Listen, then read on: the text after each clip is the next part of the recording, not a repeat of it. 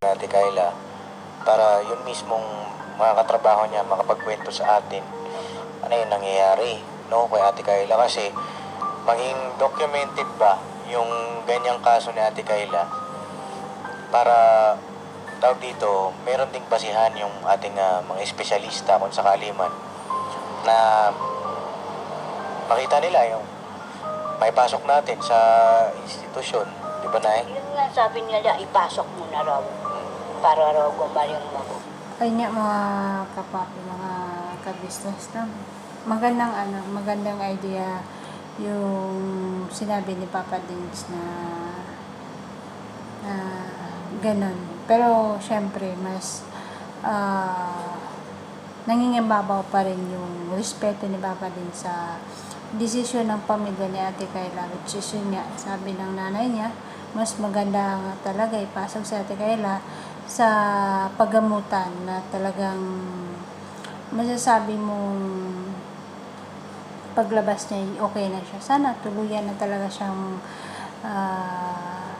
maging okay para hindi sayang yung mga araw na ginugol ni Papa din sa kanya. Pakinggan po natin ulit si Nanay Zenny. Yung salita ko sa kanya, parang galit pa siya. Kamusta naman sila ni Ate Griselda? Nag-aaway ba sila? Hindi naman. Hindi sila nag-aaway. Kanya nung malaman ko, sabi ko, tawagin mo ulit ako si Papa din para malaman niya ang ginawa ni Tyla. Wala naman pong hindi naman ako pinuntak ni Ate Griselda. Sa akin lang, parang may nag-joke lang sa akin nung pumunta ulit dito. Kasi nga, dun sa mga nagawa ni Ate Kayla, di ba? Ayaw na nga sa mama, pabalik-balik kami. Pero kasi naisip ko na ngayon pa ba natin sukuan di ba? Ngayon pa ba na okay sabi nga nung kamag-anak ko si Sally, sabi niya, naku ate tita, baka nagagalit na si Papa Ding dahil ayaw na yata niya puntahan si Tyla. Papagamot siya, ayaw niya. Sabi ko, hindi naman kako magagalit yung kako. Gusto nga nila, mapagaling mabuti ulit si Tyla. Kaso kako si Tyla ayaw sumama. Sabi ko, Yes po, yun na.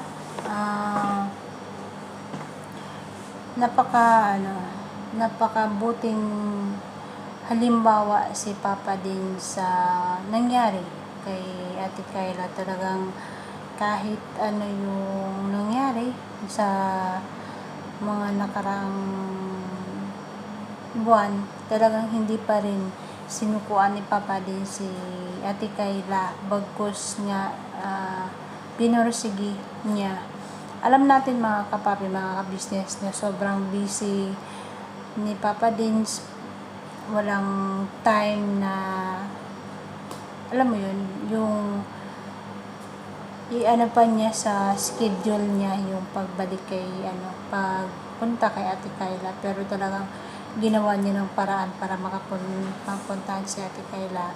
Ayun nga, yun yung nangyari, pinuntahan niya, narinig niya yung mga ganong balita na hindi normal na yung mga ginagawa ni Ate Kayla sa ngayon. Ayun, sayang talagang napahinto bahagya si Ate Kayla na sana magiging okay na siya tuluyan. Sana darating yung araw mga kapapi, mga ka-business, na makikita natin si Ate Kayla yung ngiti na wala na siyang ibang iniisip kundi yung kaayusan ng kanyang buhay. Ayun nga mga kapapi, mga ka-business. Panoorin pa po natin ang mga susunod na mga sinasabi ni Nanay Zenny. gano'n. Pilitan mo pag dumating ulit yan ate, gulahin daw namin. Na kunwari, ganito ganoon. Tapos ituloy nyo na doon para mapagamot siya. Ayun mga kapapi, mga ka-business. Usap mo konti ilaw mo. Yan, ganyan. Naisip ko lang kung tama ba itong gagawin kong naisip ko ba kung tama ba yung naiisip ko, no? Kasi hindi tinatanggap si Ate Kayla sa institution. Hindi ko alam kung pag binlog natin yung mga katrabaho niya, kung doon sa mga kwento ng mga katrabaho niya, payagan ng institusyon, no? Na maipasok siya doon. Naisip ko kung i-rehab kaya natin siya. Kasi kaya si Kuya Damo may hawak na ilaw. Ang nangyari kay Ate Kayla, nagkaroon siya ng depression. Opo. Dahil nagkaroon ng depression. Ayun nga, mga kapapi na mga ka-business. Magandang suggestion yan, Papa Dins. Walang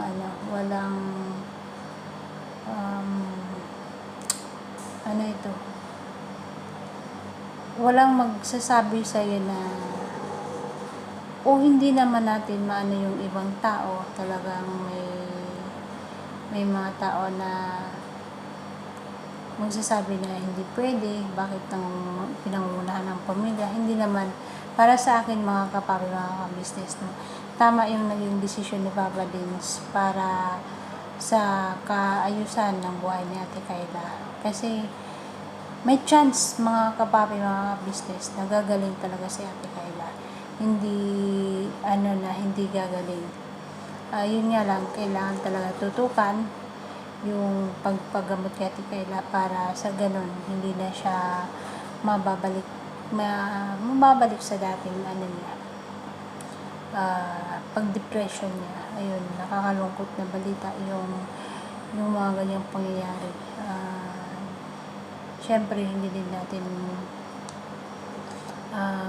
masisisi si Papa Dins bakit hindi siya bumalik, na siya mismo yung gumagawa ng paraan para lang gumaling si Ate Kayla. Wala din naman magagawa si Papa Dins dahil si Ate Kayla mismo yung umaayaw tuwing bumabalik siya. Kahit mga kabisnes, no, makikita naman natin yun sa mga vlog ni Papa Dins kung paano ni Papa Dins na napapagamot si Ate Kayla. Ayun.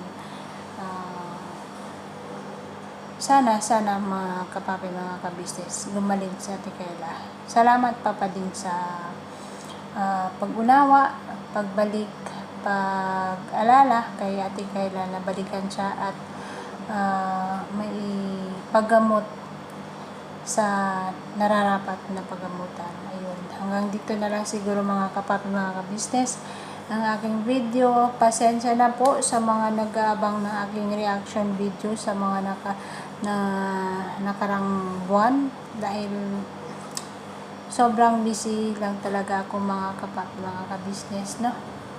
Ayun, salamat sa lahat ng sa mga hindi pa po nag-subscribe sa aking munting YouTube channel, please po subscribe and like, share na lang po sa ating mga kakilala kung sino man po yung mga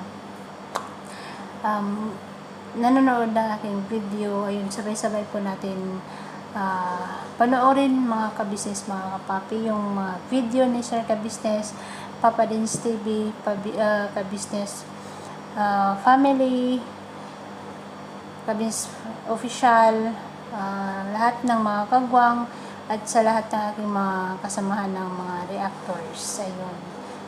Maraming salamat po and God bless po sa ating lahat.